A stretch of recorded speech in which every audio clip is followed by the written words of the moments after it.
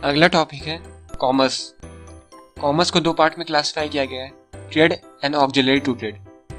Trade मतलब goods का buying and selling, और ऑक्सिलरी टू ट्रेड में वो सारे एक्टिविटीज आते हैं जो कि ट्रेड को सपोर्ट प्रोवाइड करते हैं।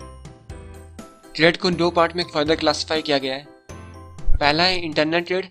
इंटरनल ट्रेड उस ट्रेड को कहते हैं जो कि ज्योग्राफिकल बाउंड्रीज के अंदर किया जाता है कंट्री के, और एक्सटर्नल ट्रेड वो ट्रेड होता है जो कि किसी दूसरे कंट्री के साथ किया जाता है। जब गुड्स बल्क में परचेज किया जाता है और सोल्ड किया जाता है उसको होलसेल ट्रेड कहते हैं। जब गुड्स स्मॉल क्वांटिटी में परचेज किया जाता है और सोल्ड किया जाता है उसको रिटेल ट्रेड कहते हैं। कॉमर्स का दूसरा टाइप है ऑक्सिलरी टू ट्रेड। इनमें वो सारे एक्टिविटीज आते हैं जो कि ट्रेड को सपोर्ट प्रोवाइड करते हैं और इनको सर्विस भी कहा जाता है। तो पहला है ट्रांसपोर्ट एंड कम्युनिकेशन। एग्जाम्पल के लिए टी का मेनली प्रोडक्शन गुजरात और महाराष्ट्र में होता है, लेकिन कंजप्शन तो ऑल ओवर इंडिया में होता है। तो कंट्री के दूसरे पार्ट में पहुंचाने के लिए ट्रांसपोर्ट का यूज किया जाता है। Banking and finance. Business activity बिना फंड्स के नहीं चल सकता। बिजनेस में एसेट को एक्वायर करने के लिए, रॉ मटेरियल को परचेज करने के लिए और दूसरे एक्सपेंस को फुलफिल करने के लिए फंड का रिक्वायरमेंट होता है। इसके लिए बैंकिंग एंड फाइनेंस काम करता है। तीसरा इंश्योरेंस। इंश्योरेंस प्रोटेक्शन देता है फायर, थेफ्ट और दूसरे जो रिस्क होते हैं उनसे। अगर गुड्स का लॉस हो गया या डैमेज हो गया, ये उन सभी चीज़ों से प्रोटेक्शन प्रोवाइड करता है। चौथा warehousing. Warehousing business को हेल्प करता है स्टोरेज की प्रॉब्लम को दूर करके, और गुड्स को अवेलेबल कराता है जो कि स्टोर किया गया होता है जब ज़रूरत हो। पांचवा एडवर्टाइजिंग। एडवर्टाइजिंग कस्टमर तक गुड्स और सर्विस की इंफॉर्मेशन को पहुंचाने का काम करता है ताकि वो उन प्रोडक्ट्स को खरीद सकें। तो अब कौन सा सर्विस कौन से हार्डनेस को दूर करता है? हार्डनेस का मतलब होता है प्रॉब्लम। तो ट्रांसपोर्ट गुड्स के मूविंग में हेल्प करता है। वेयर हाउस स्टोरेज की प्रॉब्लम को सॉल्व करता है। इंश्योरेंस प्रोटेक्शन देता है इससे, और एडवर्टीजमेंट अवेयरनेस और कम्युनिकेशन का काम करता है। कैपिटल मनी रिक्वायरमेंट के हार्डनेस को दूर करता है। तो अब बिजनेस का ऑब्जेक्टिव्स क्या होते हैं? बिजनेस के ऑब्जेक्टिव्स बिजनेस को हेल्प करते हैं जिससे वो खुद के परफॉर्मेंस को एनालाइज कर पाते हैं और स्टेप्स ले पाते हैं अपने परफॉर्मेंस को इम्प्रूव करने के लिए। तो पहला ऑब्जेक्टिव है मार्केट स्टैंडिंग। बिजनेस इंटरप्राइज का ऑब्जेक्टिव होता है कि वो अपने कॉम्पिटिटर्स से आगे निकले, यानी कि मार्केट में वो अच्छा परफॉर्म करे। दूसरा इनोवेशन।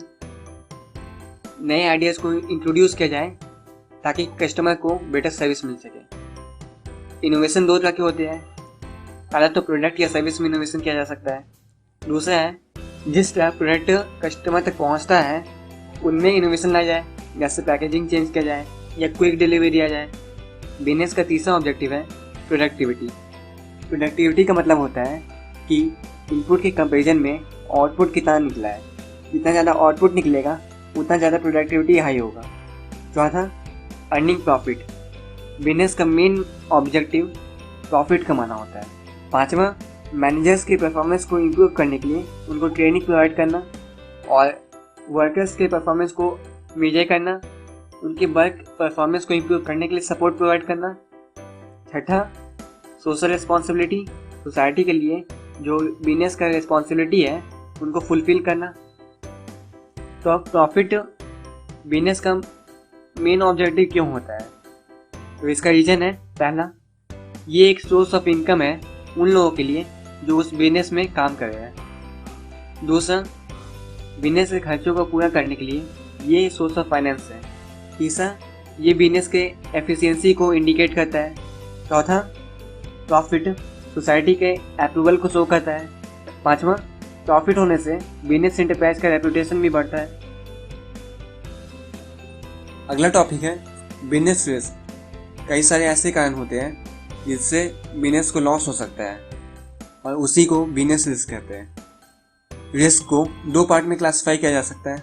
पहला है स्पेकुलेटिव रिस्क। ये वो रिस्क होते हैं जो कि मार्केट कंडीशंस में चेंज होने के कारण आते हैं, जैसे कि डिमांड एंड सप्लाई में चेंज आना, प्राइस में चेंज आना, या फिर कस्टमर का पसंद बदल गया हो, फैशन में चेंज आ गया हो। और रिस्क का दूसरा टाइप है प्योर रिस्क। ये वो रिस्क होते हैं जिनमें या तो पॉसिबिलिटी होता है रिस्क लॉस होने का या पॉसिबिलिटी होता है कोई लॉस नहीं होने का, जैसे कि थेफ्ट चोरी होना, फायर आग लगना या स्ट्राइक हो गया हो।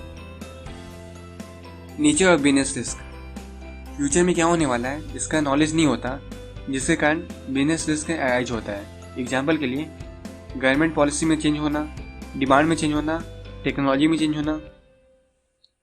दूसरा, रिस्क हर बिजनेस का एक एसेंशियल पार्ट होता है। तीसरा, रिस्क बिजनेस के नेचर और साइज पर डिपेंड करता है।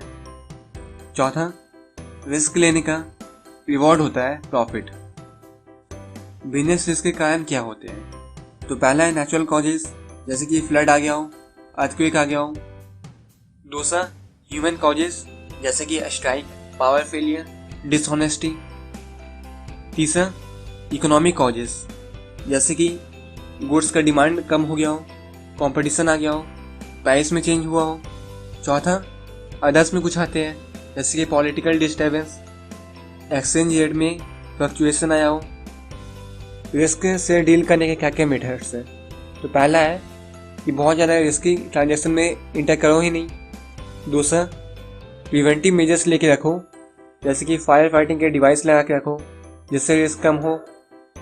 तीसरा, इंश्योरेंस पॉलिसी ले सकते हैं। चौथा, रिस्क को दूसरे इंटरप्राइज के साथ शेयर कर दो। पांचवा, एक प्लान बनाना होगा कि अगर अनफेवरेबल कंडीशंस आए तो उनसे कैसे डील करना है। तो अब बिजनेस स्टार्ट कैसे करते हैं? तो स्टेप 1, बिजनेस की कैटेगरी को चूज करना होगा, किस कैटेगरी में बिजनेस स्टार्ट करना है। स्टेप 2, बिजनेस इंटरप्राइज का साइज क्या होगा, स्मॉल होगा, लार्ज होगा। Step 3, choice of form of ownership, ownership किस फॉर्म में होगा, या पार्टनरशिप में होगा या अकेले बिजनेस करना है। स्टेप 4, बिजनेस इंटरप्राइज का लोकेशन क्या होगा। स्टेप 5, फाइनेंसिंग, डेली के खर्चों को पूरा करने के लिए और एसेट को परचेज करने के लिए कैपिटल कहाँ से आएगा।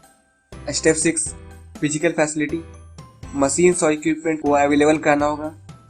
स्टेप 7, प्लांट लेआउट, मशीन को एक प्रॉपर तरीके से अरेंज करना होगा जिससे एक प्रोडक्ट अच्छे से मैन्युफैक्चर हो पाए। स्टेप 8, एम्प्लॉयज़ को कैसे हायर किया जाएगा और उनको कैसे ट्रेनिंग दी जाएगी, इसके लिए प्लान बनाने होंगे। स्टेप 9, टैक्स प्लानिंग, कंट्री में कई सारे टैक्स लॉज हैं, उनको फुलफिल करते हुए और टैक्स एग्जेम्पशन का फ़ायदा उठाते हुए कैसे लीगली तरीके से बिजनेस को रन किया जाए, इसके लिए टैक्स प्लानिंग होता है। और आखिरी स्टेप, फाइनली इंटरप्राइज को लॉन्च करना होगा।